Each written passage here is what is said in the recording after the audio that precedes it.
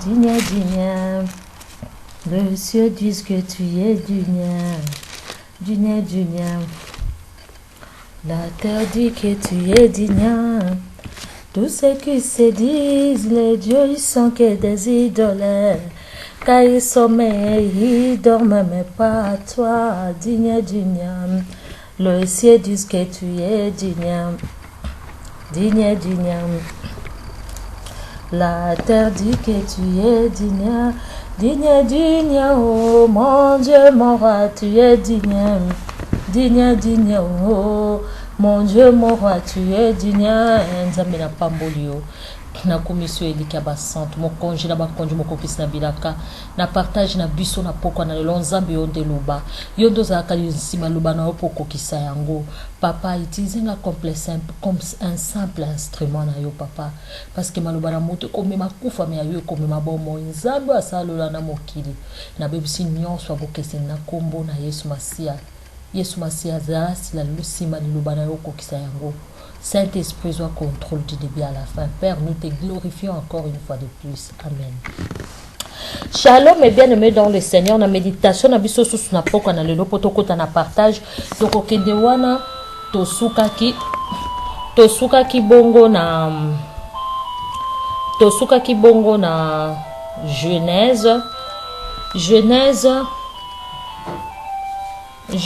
tosuka ki bongo na Genèse chapitre 36, na verset 9. Nous lisons au nom de Jésus. Genèse 36, verset 9. Voilà la liste des descendants d'Ésaü, ancêtre des Édomites, qui habitaient la montagne des Siers. Nom des fils d'Ésaü: Élisaphat, fils de sa femme Ada; Réoul, fils de sa femme Besmat. Les fils d'Éliphat furent Théman, Omar, Sépho, Gatam et Kénaz. Eliphaz avait aussi une femme de second rang, Timna, qui lui donnait un autre fils, Amalek. Tels furent les petits-fils d'Ésaü et de la femme Ada. Awa bazope sa descendance ya Ésaü, bana na ye pe bakoko na ye oyo azalaki na bango pe basi na ye. Na verset 13 balobi, les fils de Raoufi, Nata, Zera, Shama et Miza. Tels furent les petits-fils d'Ésaü et de sa femme Besmat. Quant à Olibama, fils d'Anna et petit-fils de Sibéon, elle donna à Ésaü Yehush, Hayam et Korah. Voici les chefs des descendants d'Ésaü, les chefs de Théman: Omar, Sépho, Kénaz, Gatam et Amalek, qui vivaient en Édom, étaient les fils d'Éliphaz, première-né d'Ésaü et de sa femme Ada. Le chef de Nata, Zera, Shama et Miza, qui vivaient en Édom, était le fils de Réol et le petit-fils de Basma, femme d'Ésaü. Les chefs de Yehush, Halam et Korah étaient le fils d'Ésaü et de sa femme Oholibama, fille d'Anna. Tel était le chef des Édomites, descendants d'Ésaü. Les premiers habitants du pays d'Édom étaient des descendants de Sier. Les Horites, le chef des Horites était Lotam, Shobal, Sibéon, Anna, Disho, Esser et Dishna, Dikan, fils de Sier. Le fils de Lotam firent Ori et Aman. Lotam avait une sœur Timna. Les fils de Shobal firent Alvan, Manatat, Ebal, Shepho et Oman. Les fils de Sibéon firent Aya et Anna. C'est Anna qui qui découvrit de l'eau dans le désert quand il gardait les ânesses de son père Sibéon. Les enfants d'Anna firent son fils Dikon de sa fille Holibama. Les fils de Dihon firent Emda, Eshad, Itran et Kéran. Les fils de Esser firent Bileha, Zavan et Akan. Toyebite soki Akan oyo ayibaki ba chose interdite. Toyebite soka utakiao. Les fils de Dishan firent Ous et Aran. Les chefs de Horith au pays des Siers étaient Lontan, Shobal, Sibéron, Anna, Dishon, Essé et Dishan. Voici la liste de rois qui se succédaient sur le trône de Dom avant que des rois règnent en Israël. Béla, fils de Béhor, de la ville de Dinaba. À sa mort, Yohab, fils de Zéra, de la ville de Bosra, lui succéda. Régnèrent ensuite Ushma, de la région de Taman, Ada, fils de Béda, de la ville de Avit, c'est lui qui bâtit les Mandianites dans le pays de Moab.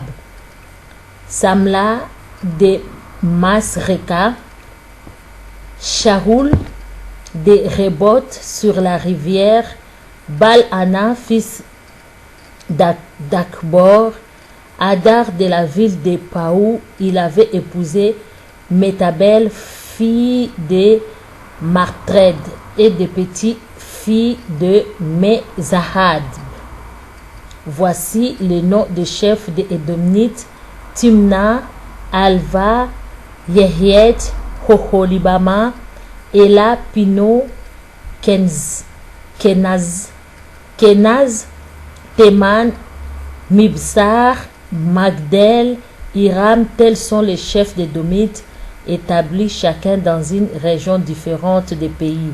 Ésaü est l'ancêtre des Adomites. Bande kunanga, touchi komona descendant ya Ésaü. Descendant ya Ésaü touchi komona awa, malgré tout balobi kaka moko kaka balobi, Ana oyazalaki Ana kaka ye mutu a découvert qui mai na kati ya désert. À part wana toyoki ata lipamboli moko te toyoki baroi na bango bazalaki, me toyoki te roi boye asala boye. Na kaka moko toyoki kaka alongaki bamandianite. Donc toyoki lisusu eloko moko te o lipamboli yango bandeko na nga tango toza kokola, tango toza nano elenge, luka okende na mabonde mapamboli ya baparent na yo. Luka sala ata na moyen nyonso eke bato balobaka malamu mpona yo. Sala na moyen nyonso atako okweyaki na makambo mosusu okangama na Nzambe po ete Nzambe apambola yo. Tala awa descendance banda to bandaki likolo peti na se descendance ya Esaü ata eloko te. Ata eloko moko te mutu moko asalika moko ya extra. Yango ta muso botama na famille mo boye muta malamu abimaka te.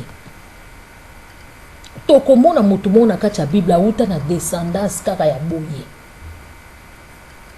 Mwana mwasi moko babengi na kombo ya Ruth amonaki moyen te, adiembelaki place oyo amonaki Nzambe azali.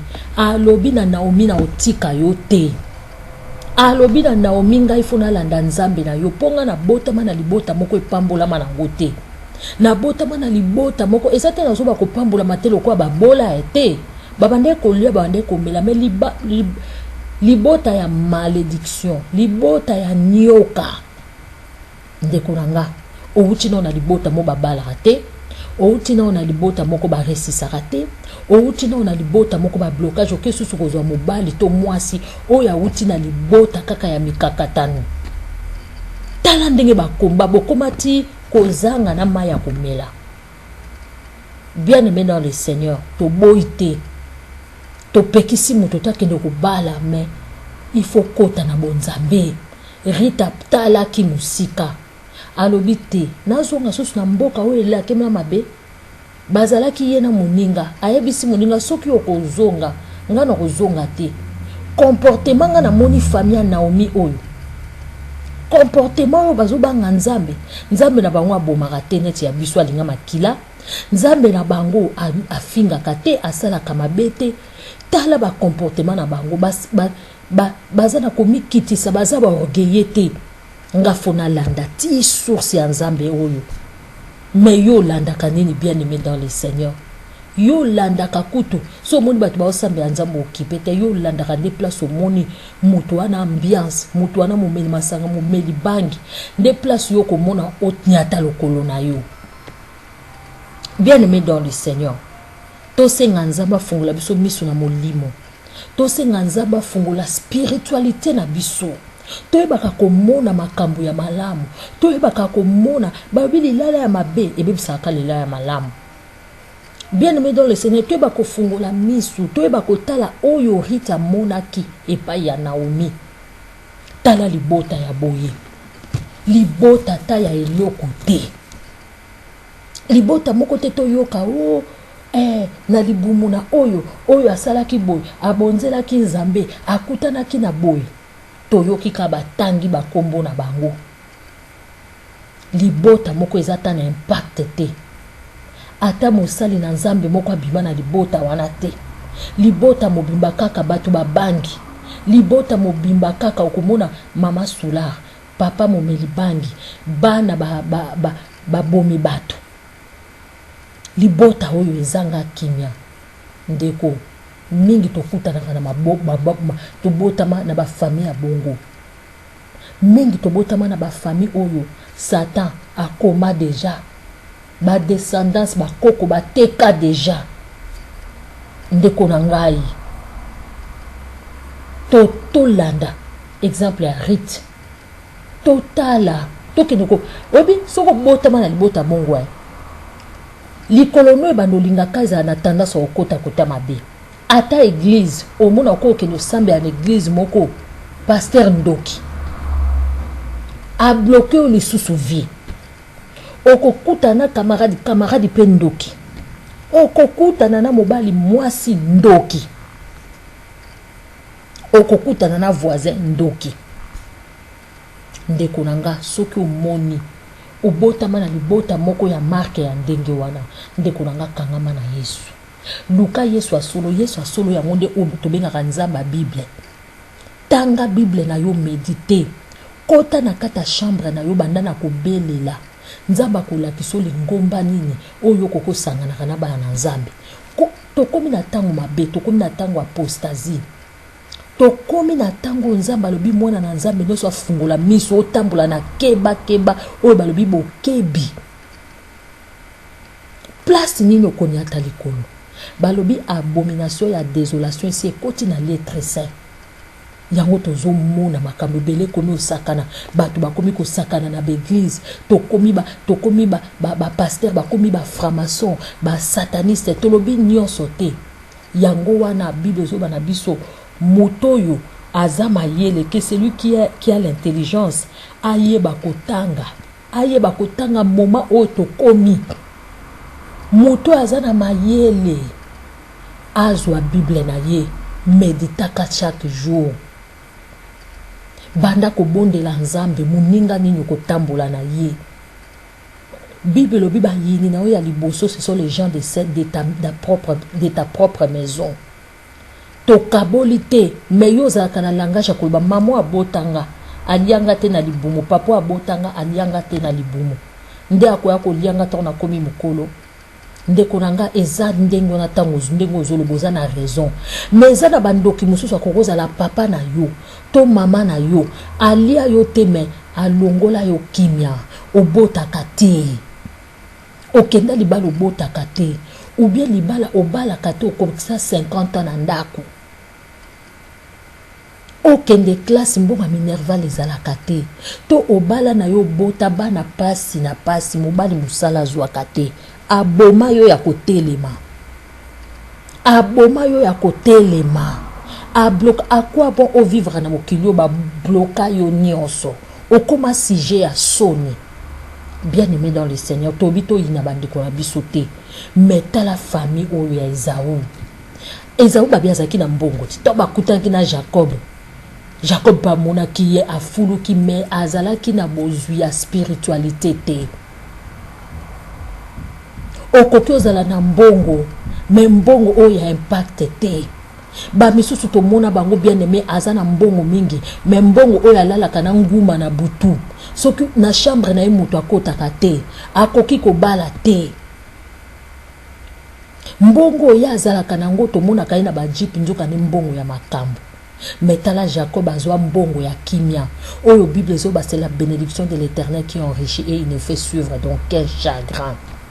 Bien aimé dans le Seigneur, famille ni uta et place ni yoza kokende. Na pesi yo Bible, na pesi yo nzambe mosusu te nzambe na Biblia. Banda ko méditer. Bible ça ko bana na Josué. Que cette parole de la vie ne s'éloigne pas de ta bouche. Médite ça nuit et jour pour avoir du succès. Liloba ona bomoy oba koma na Bible makomi oyo. Ezala musika na yo te tangaka yango tongo medi pokwa po ozala na succès.